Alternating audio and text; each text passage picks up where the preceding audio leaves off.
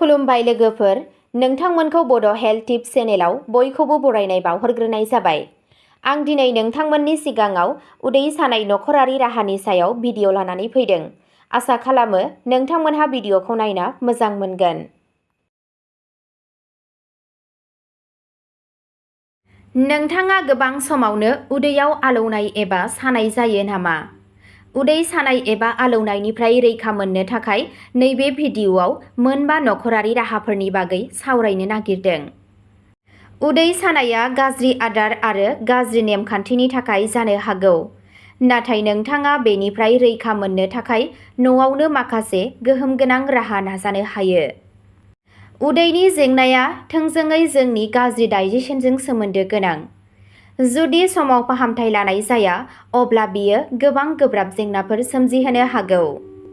आथिखालाव बे जेंनाया जोबोद सरासनस्रा जाबाय, जाय बांसिनै लाइमोनफोर आरो बैसो जानाय सुबुंफोरखौ गोहोम खोख्लैयो। बेयाव उदै आलौनाय, एसिडिटी, गेस सोमजिनाय एबा उदै सानायफोर बायदि लैखोनफोर दंफायो। बेनि गुबै जाहोनफोरा जोंनि गाज्रि जिउ खुंनाय आरो फास्ट फुड जानायाव जानो हागौ। उदै सानायखौ बाङाइ खालामनो थाखाय नोंथाङा न'आव गावनि बिबै एबा देरसिन बाहागिफोरनिफ्राय माखासे नखरारि राहाबो नाजावनो हायो। बेफोर राहाया उदै सानायनिफ्रायल' रैखा मोननाय नङा, नाथाय नोंथांनि गाज्रि खान्थिखौ साबसिन खालामनोबो मदद होगोन। दानिया फैदो जों उदै सानाय एबा आलौनायाव बाहायनो हानाय मोनबा नखरारि राहाफोरनि बादै सावरायदिनि। सेथियावनो दङ हाइजें। हाइजेंआव एन्टिबेक्टेरियेल आरो एन्टि इनफ्लेमेटरि गुनफोर थायो। उदै सानायनिफ्राय रैखा मोननो थाखाय नों बेखौ जानो हायो। बेनि थाखाय नोंथाङा हाइजेंनि थुख्राखौ गिलाससे दैयाव रुनांगोन। बेनि उनाव बेखौ गुसु जानो हो। बेनिफ्राय सामुससे बेरेमोदै गलाय आरो सानसेयाव 2 एबा 3 खेब लों। बेयो नोंथांनि उदै सानायखौ सुग्लायहोनायाव मदद होगोन। नैथियाव दङ रैखाथिनि थाखाय हिटिं पेड बाहाय। जुदि नोंथाङा एसेल' उदै सानायजों भुगिनांदोंब्ला नोंथाङा हिटिं पेड बाहायनो हायो।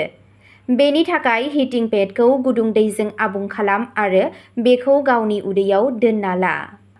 बेबादि खालामोब्ला नोंथाङा उदै सानाय आरो आलौनायनिफ्राय रैखा मोनगोन। थामथियाव दङ नोंथाङा उदै सानायनि जेंनानिफ्राय रैखा मोननो थाखाय स'फखौबो बाहायनो हायो। स'फआव थानाय निउट्रियेन्टफोरा उदैनि दुनाय आरो उदैयाव खहा गोनां बेक्टेरियाखौ फोजोबनायाव खामानि मावो। बेनि थाखाय 1 सामुस स'फखौ 1 गिलास दैयाव 10 मिनिटनि थाखाय रुनानै ला आरो गुसु जाखांनायनि उनाव बे दैखौ रैखाथिनि थाखाय सानसेयाव खेबनै एबा खेबथामसो लों। ब्रैथियाव दङ हिं। उदै सानायनिफ्राय रैखा मोननो थाखाय नोंथाङा हिं जानो हागौ। बेनि थाखाय नोंथाङा 1 गिलास दैयाव थोबसे हिं होनांगोन आरो बेखौ मोजाङै गलायनांगोन। बेनि उनाव बे दैखौ सानसेयाव खेबनै खेबथाम लों। नों उदै सानायनिफ्राय रैखा मोनगोन। बाथियाव दङ मिन्ट एबा पुदिना। जुदि नोंथाङा गेसनि जेंनाजों जेंनायाव गोग्लैयोब्ला, पुदिनाया नोंथांखौ बे जेंनानिफ्राय उदां खालामनायाव मदद होनो हागौ। बेनि थाखाय 1 काप दैयाव 5-6 पुदिनानि बिलाइखौ 10 मिनिटनि थाखाय रुनानै ला। दैखौ फुदुं आरो लोंनो थाखाय सामुससे बेरेमोदै गलायना ला। बेयो नोंथांनो सुखु होगोन। अब्ला दिनैनि भिडिअआ बेखिनियावनो जोबबाय। नोंथांमोनहा जुदि बे चेनेलनि गेजेरजों देहानि बादै सानफ्रोमबो भिडिअ नायनो गोसोब्ला चेनेलखौ साबस्क्राइब खालामनानै लादो आरो भिडिअखौ मोजां मोनदोंब्ला अन्नानै लाइक, शेयार आरो कमेन्टबो खालामनानै होलांब्लानो जाबाय। गोजोन्थों।